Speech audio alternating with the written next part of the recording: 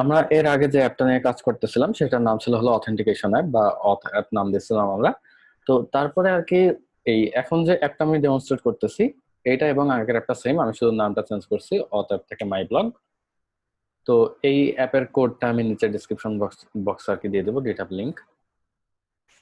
তো এখানে আর কি দেখা যাক যে এখন আমার অ্যাপের কারেন্ট অবস্থাটা কি।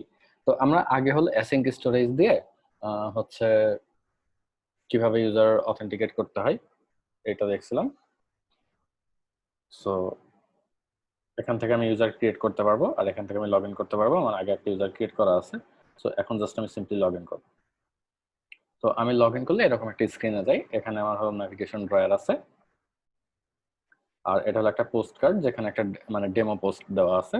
এটা হলো একটা screen, notification screen. Okay, so that's it. এখন আমি এটা হলো লগ আউট বাটন, এখান থেকে লগ আউট করলে আমি আবার এখানে চলে আসি আর কি। তো আজকে অ্যাপের আমার যে আর কি মানে আমাদের যে টার্গেট সেটা হচ্ছে যে এখানে আমি একটা ডেমো পোস্ট দিয়ে রাখছি। এটা একটা ব্লগ পোস্ট, এটা একটা ডেমো ব্লগ পোস্ট। তো আমরা এই ডেমো ব্লগ পোস্ট ইউজ না করে আমরা কিভাবে একটা আউটসাইড এপিআই ইউজ করে আমরা এখানে অনেকগুলো ব্লগ পোস্ট একসাথে শো করতে পারি সেটা দেখব। সো আমাদের মেইন টার্গেটটা হচ্ছে এপিআই এর সাথে মানে একটা আউটসাইড এপিআই এর সাথে বা একটা ব্যাকএন্ড সার্ভিসের সাথে আমার অ্যাপটাকে কানেক্ট করা। সো শুরু করা যাক।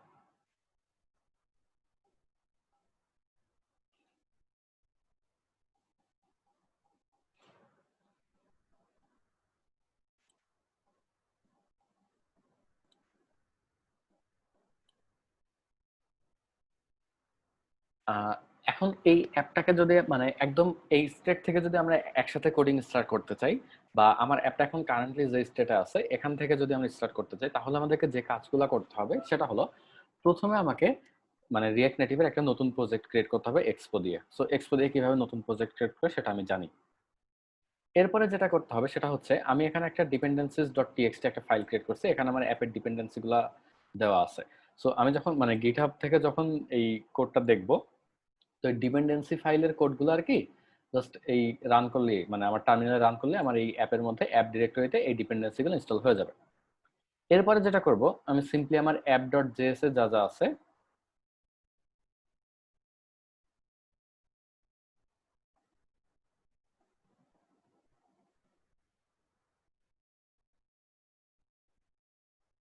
এই জিনিসগুলা আমি আমার newly created app dot JS এ রিপ্লেস করব।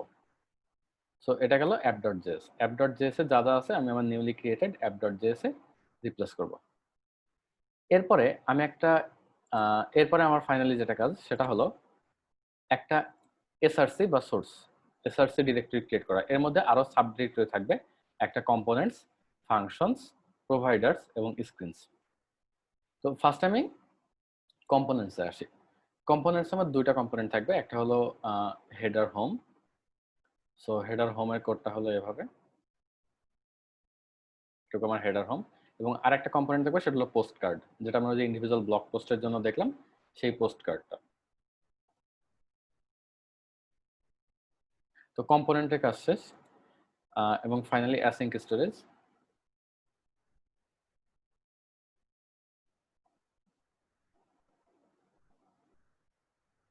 সো এটা হলো অ্যাসিঙ্ক স্টোরেজ। আরেকটা জিনিস এই যে এখানে অ্যাসিঙ্ক স্টোরেজটা মানে স্ট্রাইক থ্রু করা আছে, মানে এটা কেটে দেওয়া আছে এই লাইব্রেরি ইম্পোর্ট করার পরে। এর কারণটা হচ্ছে যে সামনের কোনো ভার্সনে রিঅ্যাক্ট নেটিভ থেকে অ্যাসিঙ্ক স্টোরেজটা ডিপ্রিকেটেড হয়ে যাবে বা অ্যাসিঙ্ক স্টোরেজ সাপোর্টটা রিঅ্যাক্ট নেটিভ দিবে না। তো তখন আমাদেরকে যেটা করতে হবে সেটা হচ্ছে যে এই যে এখানে জাস্ট এর উপরে মাউস নিয়ে গেলে আর কি দেখাচ্ছে যে সেটা হলো যে আমাকে আরেকটা লাইব্রেরি ইনস্টল করতে হবে, সেটা হলো React Native community async storage.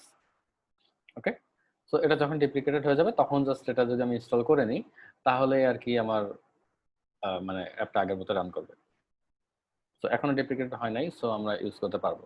যদি এই মানে এই প্রজেক্টটা যখন ক্রিয়েট করবো সেই সময় যদি ডিপ্লিকেটেড হয়ে যায় তখন আর কি আমরা এভাবে ইনস্টল করে নেবো react Native community slash async storage. আচ্ছা, অ্যাসিঙ্ক স্টোরেজ গেল এবং ফাইনালি আমার যেটা সেটা হলো প্রোভাইডার। আচ্ছা, তো অথ প্রোভাইডারের কোডটা হলো এইটুকুই। আচ্ছা, এবার সবচেয়ে বড় পার্ট সেটা হচ্ছে আমি স্ক্রিনগুলো ক্রিয়েট করে নেব। আমার এখানে টোটাল 5টা স্ক্রিন আছে, প্রথম থেকে আসে home screen,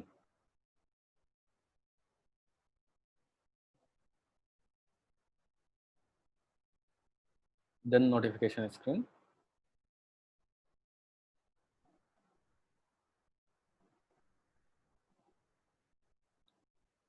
and profile screen.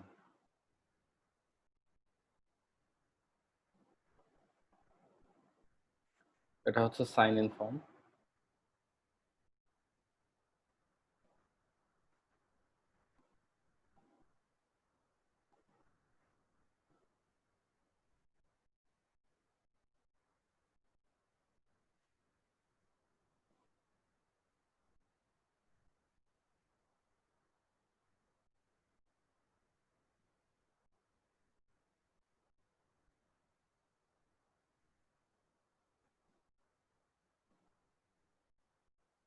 আচ্ছা, তো এই ডিরেক্টরিগুলো ক্রিয়েট করার পরে এই কোডগুলো যদি আমরা করে নেই, তাহলে আমরা এই ভিডিওর শুরু থেকে মানে একদম একসাথে কোডিংটা স্টার্ট করতে পারবো। তো এখন আমাদের মেইন টার্গেটটা হচ্ছে যে আমরা অ্যাপের আউটপুটটা দেখছি। সো এখন আমাদের টার্গেটটা হচ্ছে যে হলো আমরা আমাদের অ্যাপকে কিভাবে একটা আউটসাইড এপিআই এর সাথে কানেক্ট করবো। সো আমাদের ফার্স্ট টাস্ক হচ্ছে আমাদের ব্লগ পোস্টগুলা এইভাবে ডামি ব্লগ পোস্ট না দিয়ে, ব্লগ পোস্টগুলো ডামি ব্লগ পোস্টগুলো কই ক্রিয়েট করছি দেখে আসি। সো আমাদের এই ব্লগ পোস্ট গুলা এই যে এরকম একটা ডামি ব্লগ পোস্ট আমি দিয়ে রাখছি। এরকম ডামি ব্লগ পোস্ট না দিয়ে আমার এই যে অথর বা টাইটেল, তারপরে বডি, এই সব কিছুই হচ্ছে আমার একটা আউটসাইড এপিআই থেকে নিবে আর কি। এখন আমরা যেহেতু ব্যাকএন্ড শিখতেছি না, সো আমি এখন এপিআই ক্রিয়েট করে দেখাবো না। আমরা যেটা করতে পারি সেটা হচ্ছে যে একটা ফেক এপিআই ইউজ করতে পারি। অনেক ফেক এপিআই পাওয়া যায় আর কি। সো এরকম একটা ফেক এপিআই হচ্ছে JSON place holder.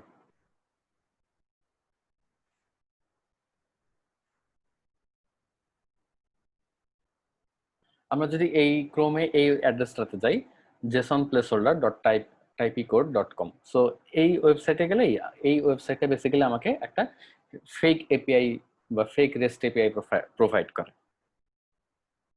So API কি এটা বেসিক্যালি আমরা সবাই জানি, তাও যদি মানে একদম বোঝার জন্য করে বলি যে এপিআই এর কাছে আমি একটা রিকোয়েস্ট পাঠাবো, সে আমাকে কোনো একটা কাজ করে দেবে বা কোনো একটা ডেটা সেন্ড ব্যাক করবে। তো এখানে এখানে যে দুটা এপিআই নিয়ে আমরা ইন্টারেস্টেড সেটা হলো একটা হলো পোস্ট। তো এই এপিআইটা হচ্ছে আমার এপিআই এর বেস ইউআরএলটা হচ্ছে jasonplaceholder.typicode.com। তো এখান থেকে যদি আমি পোস্ট এন্ড পয়েন্টে যাই, তাহলে এটা বেসিক্যালি অনেকগুলো ডামি পোস্টের জেসন আমাকে প্রোভাইড করে দিবে। সো এই জেসন jasonplaceholder.typicode.com এই বেস ইউআরএল থেকে আমি যদি পোস্ট এন্ড পয়েন্টে যাই, তাহলে আর কি এটা আমাকে একটা জেসন প্রোভাইড করবে, যেটা হলো বেসিক্যালি একটা অ্যারে অফ অবজেক্টস। এবং এই অ্যারে অফ অবজেক্টসটা আর কি অনেকগুলো ডামি পোস্ট। আবার আরো কিছু এপিআই আছে, যেমন ধরো ইউজার্স। তো এই দুটো নিয়ে আমরা এই ভিডিওতে কাজ করব। তো ইউজারে গেলে আর কি আমার হচ্ছে যে এই অনেকগুলো একটা অ্যারে অফ অবজেক্টস দিবে, যেখানে অবজেক্ট গুলো হলো আমার ইন্ডিভিজুয়াল ইউজার। ঠিক আছে, তো এখানে আমার এন্ড পয়েন্টটা হচ্ছে ইউজার্স। আর আরেকটা জিনিস সেটা হচ্ছে যে এখানে দেখো প্রতিটা পোস্টের জন্য আমার একটা কি ভ্যালু পেয়ার আছে, সেটা হচ্ছে যে ইউজার আইডি। সো এখানে পোস্ট যে মানে অ্যারে অফ অবজেক্ট আমাকে ব্যাক করবে, সেখানে শুধু প্রতিটা পোস্টের সাথে, প্রতিটা পোস্ট জেসনের সাথে আমার শুধু একটা ইউজার আইডি আছে, ইউজার আইডি হলো 1। সো এখানকার ইউজার আইডি 1টা বেসিক্যালি আমার এই যে ইউজার অ্যারের এই অবজেক্টটাকে রিপ্রেজেন্ট করে। সো তার মানে বেসিক্যালি আমার এই যে এই পোস্টটা আমার লিখছে কে, বা এই পোস্টের অথরকে, এই পোস্টের অথর হচ্ছে আমার যার ইউজার আইডি 1 বা তার নেম হচ্ছে লিন গ্রাহাম। তো এইভাবে আর কি দুইটা এপিআই কানেক্টেড। সো প্রথমে আমরা আমার ডামি ওই যে ইয়াটা আছে, যে পোস্ট গুলো আছে, ওই পোস্ট গুলাকে আমরা এই এপিআই এর মাধ্যমে রিসিভ করব। আচ্ছা, তাহলে এর জন্য আমাদেরকে যেটা লাগবে সেটা হচ্ছে একটা ডিপেন্ডেন্সি, সেটা হচ্ছে API sauce. API sauce is মানে very much similar to Axios. Axios হলো খুবই পপুলার একটা ডিপেন্ডেন্সি এই এপিআই রিকোয়েস্ট পাঠানোর জন্য রিঅ্যাক্ট নেটিভ থেকে। এই ইয়াটা এপিআই সসটা হচ্ছে বেসিক্যালি এক্সিওস এর উপর একটা র্যাপার। শুধুমাত্র এখানে আমার মানে এটা চুজ করার রিজনটা হচ্ছে যে এখানে আমার ইয়া ইউজ করা লাগে না, ট্রাই ক্যাচ ব্লক লেখা লাগে না বারবার এপিআই রিকোয়েস্ট করার পরে। কারণ এখানে আমার যে প্রমিস গুলো আছে সেই প্রমিস গুলো সবসময় রিজলভ হয়, এবং যদি কোনো এররও থাকে তাও প্রমিসটা রিজলভ হয়। তার মানে আমার সার্ভার নাই, মানে আমার সার্ভার কাজ করতেছে না, সার্ভার ডাউন, তারপরেও আমি এপিআই রিকোয়েস্ট পাঠালে প্রমিস কি করে রিজলভ হচ্ছে, কোনো এরর কেন আসতেছে না। ব্যাপারটা হচ্ছে যে প্রমিস রিজলভ হচ্ছে এই কারণে, আমার যদি কোনো এরর হয় তাহলে সেটা আমার রেসপন্সের মধ্যেই জমা থাকে, রেসপন্স ডট প্রবলেম নামে একটা অ্যাট্রিবিউট আকারে জমা থাকে। সো আমার ট্রাই ক্যাচ ব্লক আলাদাভাবে লেখা লাগে না। সো প্রথমে আমি যে কাজটা করবো, আমি সেই ডিপেন্ডেন্সিটা ইনস্টল করে নেবো, npm install API source।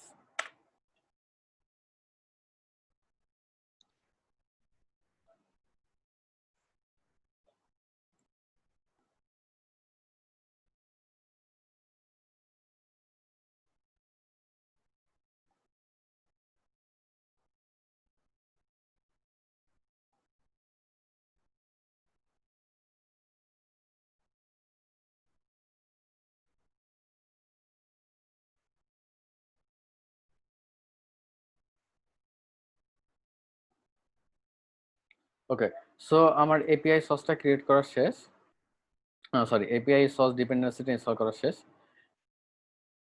এখন আমরা যে কাজটা করতে পারি সেটা হচ্ছে যে আমি এখানে আরো দুইটা, এই এসআরসি এর মধ্যে আরো দুইটা ডিরেক্টরি ক্রিয়েট করব। একটা নাম হচ্ছে ক্লায়েন্টস,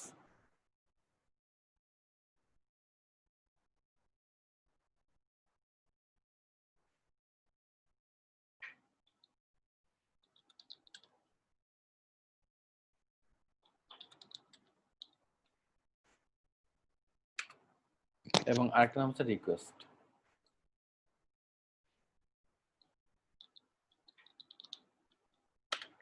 সো আমার এপিআই এর কনফিগারেশন গুলো আমি ক্লায়েন্টস ফাইলের মধ্যে রাখবো, আর এপিআই রিকোয়েস্ট গুলা, যেমন ধরো পোস্ট নেওয়ার জন্য যে রিকোয়েস্ট বা ইউজার নেওয়ার জন্য যে রিকোয়েস্ট, এই করেসপন্ডিং ফাংশন গুলো আমি হলো রিকোয়েস্ট ফোল্ডারে ক্রিয়েট করব। আমি এইগুলো জাস্ট আমি আমার হোম স্ক্রিনে ক্রিয়েট করলেও হয়, কিন্তু সেটা আসলে একটা ব্যাড প্র্যাকটিস। কেন ব্যাড প্র্যাকটিস আমি বলতেছি পরে। এখানে আমি একটা নতুন ক্লায়েন্ট ক্রিয়েট করি, সেটা হলো জেপি ক্লায়েন্ট, যেহেতু মানে JP client stands for Jason place holder client. তো শুরুতে আমি হলো এই এপিআই সস থেকে একটা মেথড ইম্পোর্ট করবো, সেটা হলো ক্রিয়েট।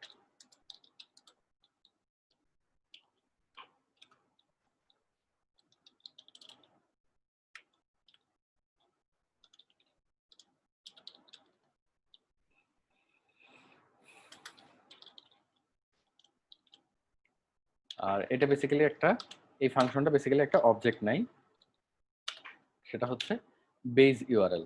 তো আমার বেজ ইউআরএলটাকে, বেজ ইউআরএল হলো আমরা আমাদের যে ইয়াটা ছিল, আমরা যে ওয়েবসাইট থেকে আর কি জেসন প্লেস হোল্ডারের যে ওয়েবসাইটটা, সেটার অ্যাড্রেসটা। সো এটা বেসিক্যালি আমার বেজ ইউআরএল। এরপরে আমি ফাইনালি এই জেপি ক্লায়েন্টটা এক্সপোর্ট করে দেবো। ডান। আচ্ছা, এবার আমি রিকোয়েস্টের একটা ইয়া করব। রিকোয়েস্ট আমি পোস্টের জন্য একটা ফাইল ক্রিয়েট করব, যে এই ফাইলে আমি যে মানে পোস্ট রিলেটেড, পোস্ট রিট্রিভ করার জন্য যতটাই ফাংশন থাকবে সবগুলো আমি এই ফাইলে ডিফাইন করব।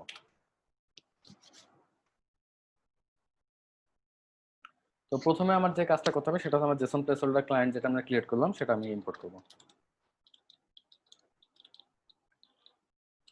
আর একটা জিনিস, আমি যদি এক্সপোর্ট ডিফল্ট না করি তাহলে আমার এই দুই দিকে হলো আমার এই প্যারেন্থেসিসটা দেওয়া লাগে না, বা সরি কার্লি ব্র্যাকেটটা দেওয়া লাগে না। বাট যদি আমি এক্সপোর্ট ডিফল্ট না করি তাহলে আর কি এই প্যারেন্থেসিসটা দেওয়া লাগে। সো যেহেতু আমার ওই যে জেপি ক্লায়েন্ট ডট জেএস ফাইলে আমি হলো ইয়া করে নেই, এক্সপোর্ট ডিফল্ট করে নাই, তাই আর কি কার্লি কার্লি ব্রেসেস দেওয়া লাগতেছে।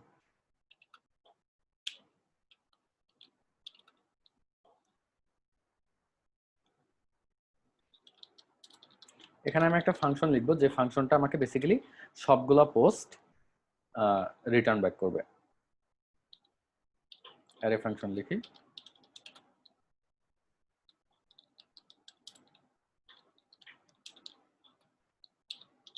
আচ্ছা, ফাংশন নেওয়ার জন্য আমি গেট মেথডের কল করব। সো এই মেথডগুলো কিভাবে কাজ করে এটা আমরা জানি, মানে গেট কি, পোস্ট কি, পুট কি, ডিলেট, এরকম মানে এপিআই কে অনেকগুলো মেথড ইউজ করে কল করা যায়, গেট, পোস্ট, পুট, ডিলেট। তো তো আমরা এখন এই পোস্ট নেওয়ার জন্য আমাদের এন্ড পয়েন্টে এই পোস্ট মেথড ইউজটা করে আমরা কল করব। ঠিক আছে, সো আমার এন্ড পয়েন্টটা কি হবে,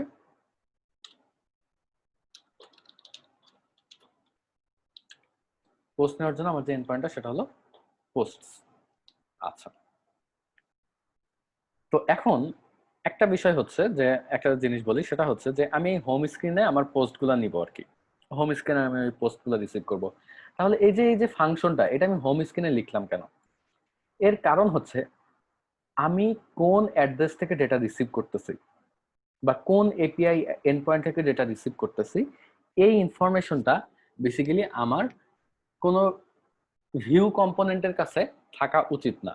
এই ইনফরমেশনটা আমার কোনো ভিউ কম্পোনেন্টের কাছে থাকা উচিত না। সো এই যে এই হোম স্ক্রিনের মধ্যে আমার যে ভিউগুলো আছে, এইগুলো যেন জানে না, মানে জানতে না পারে যে আমার কোন জায়গা থেকে আমি এপিআই মানে ডেটাটা রিসিভ করতেছি। সো এর কাছে এটা জাস্ট একটা ম্যাজিক হিসাবে কাজ করবে, যে আমি একটা ফাংশন কল করলাম, আমি এপিআইটা পেয়ে গেলাম, ডান। তো এই জন্য আর কি জেপি ক্লায়েন্ট এবং পোস্ট এইগুলোর জন্য আমি দুইটা আলাদা ফাইল ক্রিয়েট করছি। আমি চাইলে এই পুরো মেথডটাই, আমি জাস্ট ক্রিয়েটটা হলো আমার হোম স্ক্রিনে এখানে ইম্পোর্ট করে তারপর ফাংশনটাও আমি হোম স্ক্রিনে লিখতে পারতাম, বাট সেটা হলো ব্যাড প্র্যাকটিস, এটা আমরা কখনোই করব না। আর একটা জিনিস, এই যে আমার এই এন্ড পয়েন্টটা চেঞ্জ হইতে পারে, আমি যখন এপিআই নিজে ক্রিয়েট করবো যে কোনো সময় আমার এই এন্ড পয়েন্টটা চেঞ্জ হইতে পারে। সো এই এন্ড পয়েন্টটাকে আমি একটা ইয়াতে দিয়ে দিই না, একটা ভেরিয়েবলে দিয়ে দিই না।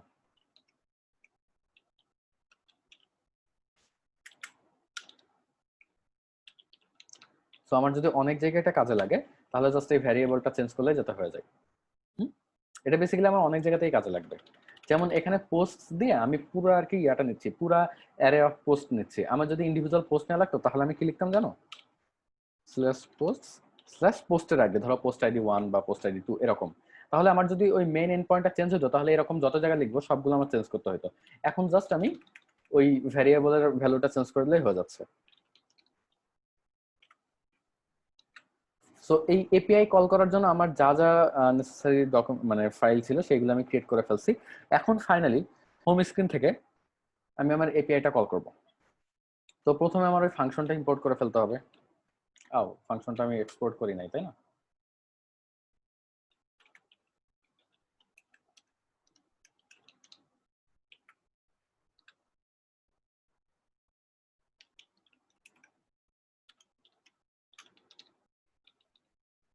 আমি যদি এক্সপোর্ট ডিফল্ট না করি, তাহলে আমি ওখান থেকে যে নামে এক্সপোর্ট করছি আমাকে সেই নামেই ইম্পোর্ট করা লাগবে, না হলে কাজ করবে না, এবং প্যারেন্থেসিস দেওয়া লাগবে।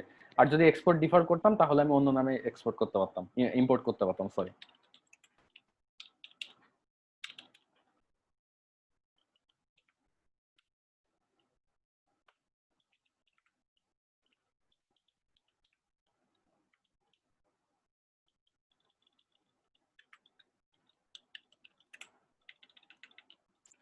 আমি এখানে একটা হলো স্টেট ভ্যারিয়েবল ক্রিয়েট করে ফেলি, এবং এই স্টেট ভ্যারিয়েবলটার কাজ খুবই সিম্পল। এই স্টেট ভ্যারিয়েবলটার কাজ হচ্ছে যে পোস্ট গুলাকে জমা রাখা।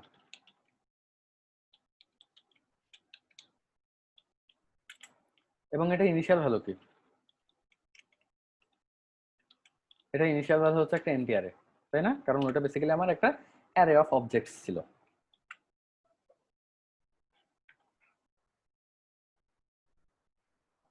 ওকে, এখন আমরা একটা নতুন জিনিস ইউজ করব, সেই জিনিসটা হচ্ছে ইউজ ইফেক্ট। আচ্ছা, ইউজ ইফেক্টটা পরে আসতেছে, আগে আমি ওই পোস্ট গুলো ইয়া করার জন্য আর কি ফাংশনটা লিখে ফেলি।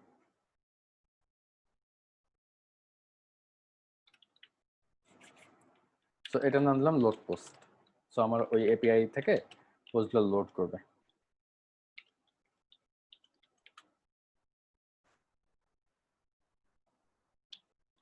এখন এপিআই থেকে যে পোস্টটা লোড করবে, এটা একটা অ্যাসিং ফাংশন হবে না? অবশ্যই একটা অ্যাসিং ফাংশন হবে।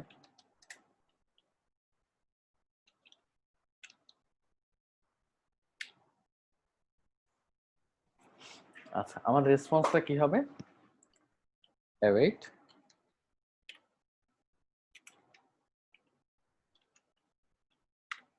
ওকে, ডান।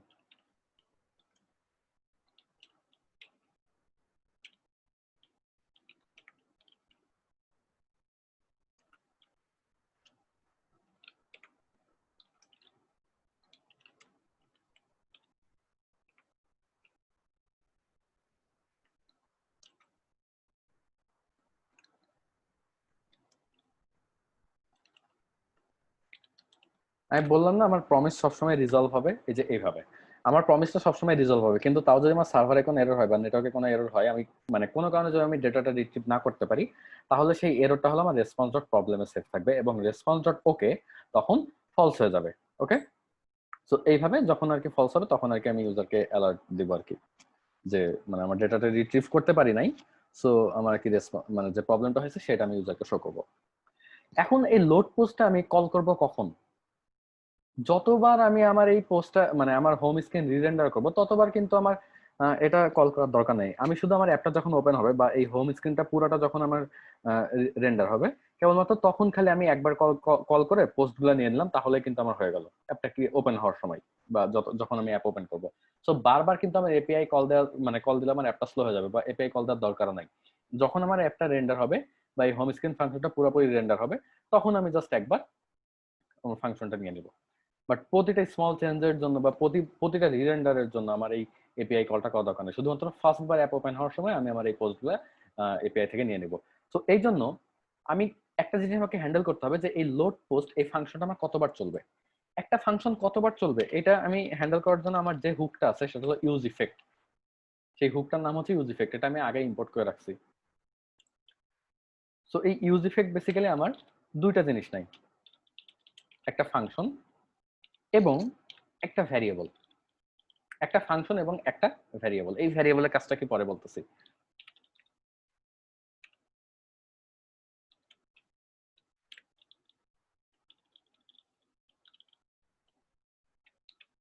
এই ভ্যারিয়েবলের কাজটা কি, এখানে আমি যে কোনো ভ্যারিয়েবল দিতে পারি। যেমন ধরো এখানে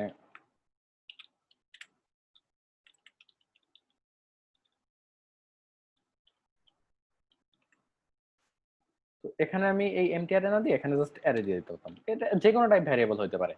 এর মানে এই যে এখানে যে অ্যারে ভ্যারিয়েবলটা আমি পাস করছি, এই ভ্যারিয়েবলটার ভ্যালু যতবার চেঞ্জ হবে ততবার আমার এই লোড পোস্ট ফাংশনটা কল হবে। এই ভ্যারিয়েবলটা ট্র্যাক করতেছে এই ইউজ ইফেক্ট, এবং এই ভ্যারিয়েবলটা আমার যতবার চেঞ্জ হবে ততবার আমার এই লোড পোস্ট ফাংশনটা কল হবে। তাহলে এখানে অ্যারে না দিয়ে আমি যদি এমটি অ্যারে দেই, তাহলে কি হবে, এমটি অ্যারে ভ্যালু তো আমার কখনো চেঞ্জ হবে না। সো এটা কেবলমাত্র যখন আমার পুরো কোডটা আমার এক্সিকিউট হবে, তার মানে অ্যাপ ওপেন হওয়ার সময় কেবলমাত্র তখনই আমার এই লোড পোস্ট ফাংশনটা কল হবে, তাই না? আচ্ছা, সো তার মানে আমার এই ইউজ ইফেক্ট হুকের কাজ আমরা মোটামুটি বুঝছি, এবং এই ইউজ ইফেক্টকে আমরা বিভিন্নভাবে টুইক করে অনেক কাজ করতে পারবো। যেমন ধরো আমরা অ্যাপ রিফ্রেশ বাটন রাখতে পারি, যে ওই রিফ্রেশ বাটনটা প্রেস করলে আমার হলো এই আবার এপিআই কলটা হবে।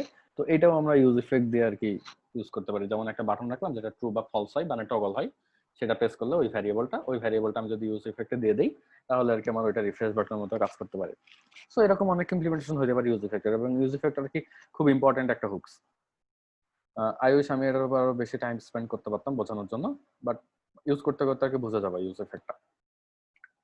আচ্ছা, তাহলে আমার এপিআই রিট্রিভ করার কাজ শেষ। এবার ফাইনালি যেটা আমার ভিউ এলিমেন্টটা চেঞ্জ করতে হবে। আমার এখানে যে পোস্টটা আছে, এই পোস্ট কার্ডটা আমার আর তখন একটা ইন্ডিভিজুয়াল পোস্ট কার্ড থাকবে না। এখানে আমাকে যেটা করতে হবে সেটা হচ্ছে একটা ফ্ল্যাট লিস্ট ডিফাইন করতে হবে। যেহেতু আমার পোস্টগুলো অনেকগুলো পোস্ট এবং আমি সেটাকে স্ক্রল করতে চাই, ডেটাটা কোনটা হবে বলতো, পোস্ট। আচ্ছা, তারপরে এবং ফাইনালি রেন্ডার আইটেম।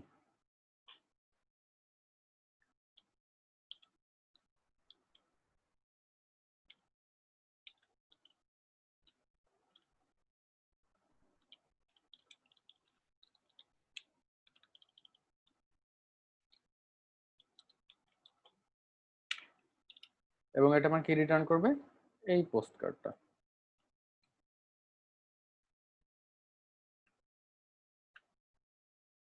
শুধু এখানে এই জিনিসগুলো আমার চেঞ্জ হয়ে যাবে। এখনো তো আমরা ইউজারের নেম জানি না, তাই অথরের জায়গায় ইউজার আইডিটা প্রিন্ট করি, পরে আমরা ইউজার নেম কেমনে রিট্রিভ করতে হয় সেটা দেখবো না।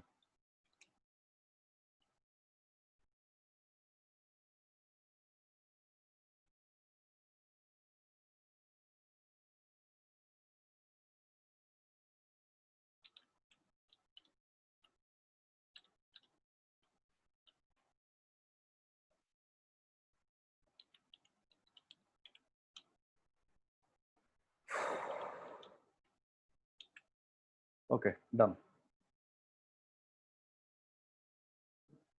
সো এখন এখন আমরা কি অ্যাপের আউটপুট দেখতে চলে যাব যে আমার অ্যাকচুয়ালি এই এপিআই থেকে আমার ডেটাটা রিট্রিভ করতে পারতেছে কিনা।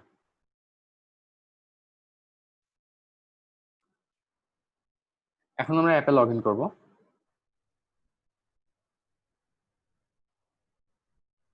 ওকে, তাহলে আমার আর কি এই সো এখন যে পোস্টগুলো আছে এটা আমার হলো ডিরেক্টলি ওই এপিআই থেকে লোড হয়েছে, তার মানে আমার অ্যাপ ঠিক মতো কাজ করতেছে। এবার এই যে উপরে যে আমার 1 2 দেখাচ্ছে এগুলা বেসিক্যালি আমার ইউজার আইডিটা। তো এই ইউজার আইডি না দিয়ে এখানে কিভাবে আমরা আরেকটা ইনফরমেশন আমার এপিআই রিকোয়েস্ট দিয়ে রিট্রিভ করতে পারি, যে ইউজার ইনফরমেশন গুলো, এবং তারপরে সেখান থেকে কিভাবে এই আইডি গুলাকে আমি নেম দিয়ে রিপ্লেস করতে পারি সেটা দেখাবো।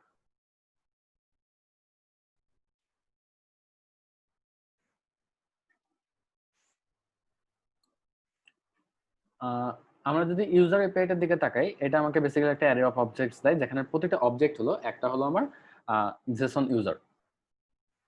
তো এখানে ইউজার আইডি আছে, এই আইডিটা করেসপন্ড করে হচ্ছে আমার এই ইউজার আইডির সাথে, এটা আমরা আগেই বলছি। তো এখন এই এপিআইটা যদি কল করতে চাই তাহলে আমাদের বেস ইউআরএল হলো এটা, এই যে এইটুকু, এবং এন্ড পয়েন্ট যেটা, সেই এন্ড পয়েন্টটা হচ্ছে আমার ইউজার্স, এন্ড পয়েন্টটা হচ্ছে ইউজার্স। তাহলে আমরা নতুন আরেকটা এপিআই রিকোয়েস্ট ফাইল ক্রিয়েট করব যার এন্ড পয়েন্ট হবে ইউজার্স, বাকি সবকিছু আমার হুবহু সেম আগের পোস্টের মতো।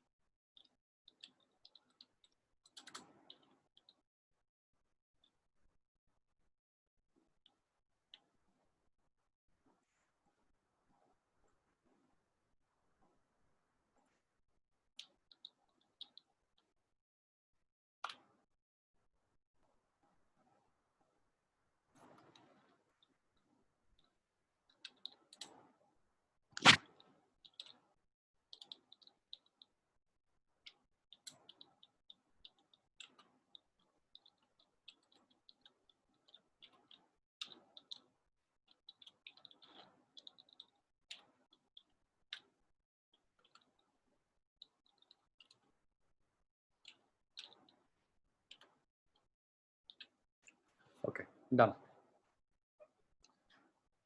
সো এখন আমরা এই ইউজার এন্ড পয়েন্টটা হোম স্ক্রিন থেকে ইম্পোর্ট করব।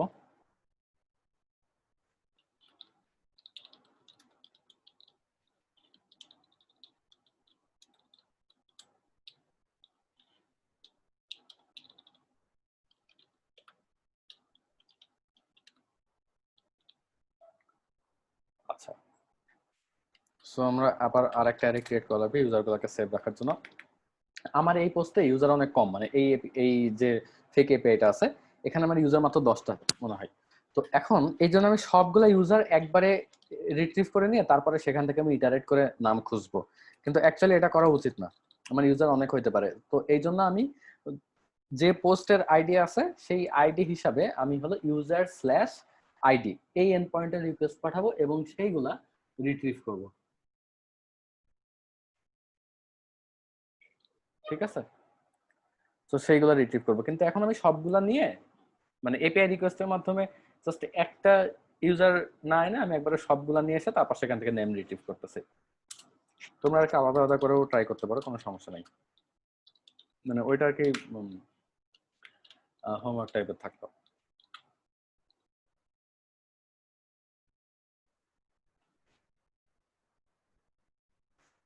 এবং একইভাবে আমি হলো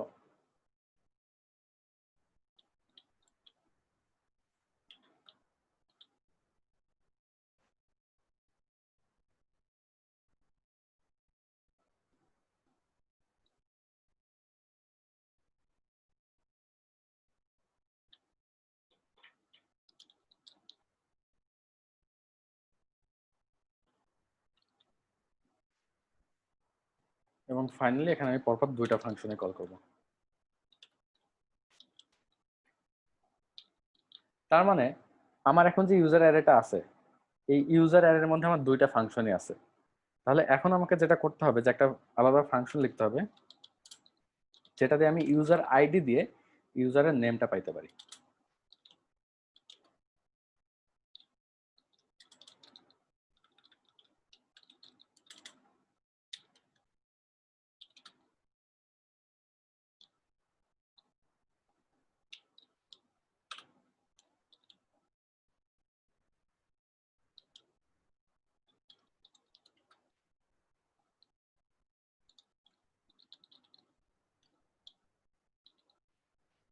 তো এই ফাংশনটার একটা প্যারামিটার থাকবে, সেটা হলো আইডি।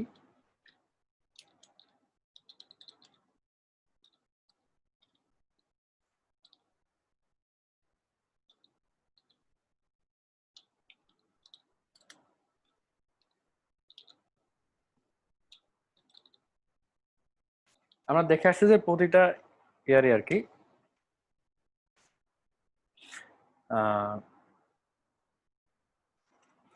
আমরা দেখে আসছি যে প্রতিটা ইউজার ইয়ারই মানে ইউজার অবজেক্টেরই একটা নেম বলে কম্পোনেন্ট থাকে আর কি।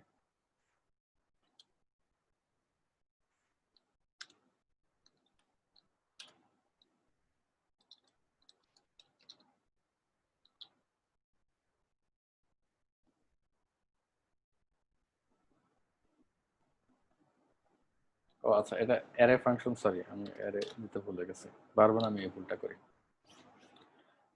আচ্ছা, তাহলে এই ফাংশনটা বেসিক্যালি, এই ফাংশনে যদি আমি আইডি দেই, মানে ওই পোস্টের থেকে পোস্টের যে ইউজার আইডি আছে সেই ইউজার আইডিটা যদি আমি এখানে প্রোভাইড করি, তাহলে সে আর কি ওই ইউজার অ্যারেটা ইটারেট করে সেই ইউজারের নেমটা আমাকে রিটার্ন করে। তো আগে যেখানে আমি ইউজার আইডি দিচ্ছিলাম, তো এখানে জাস্ট আমি কি চেঞ্জ করে দেবো, অথরের জায়গায় ফাংশনটা কল করবো। ডান।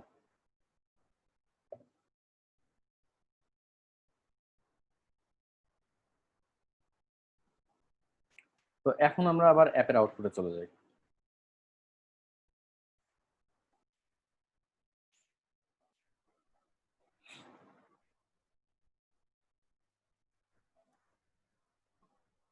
আচ্ছা, তো এখন আর কি এই যে ইউজারের উপরে আইডি থেকে বাদ দিয়ে আমরা আর কি নেম গুলো দেখতে পাচ্ছি। ওকে। তো এখানে আরেকটা জিনিস খেয়াল করে দেখো যে আমার এই পেজটা যখন লোড হচ্ছে, তারপরে এপিআই রিকোয়েস্টটা যে আবার ওই জেসন নিয়ে অ্যারে অফ অবজেক্টস নিয়ে ব্যাক করতে কিছু সময় লাগে। আমার নেট স্পিড মোটামুটি ভালো, তো এই কারণে আর কি এখানে কয়েক মিলি সেকেন্ড সময় লাগে।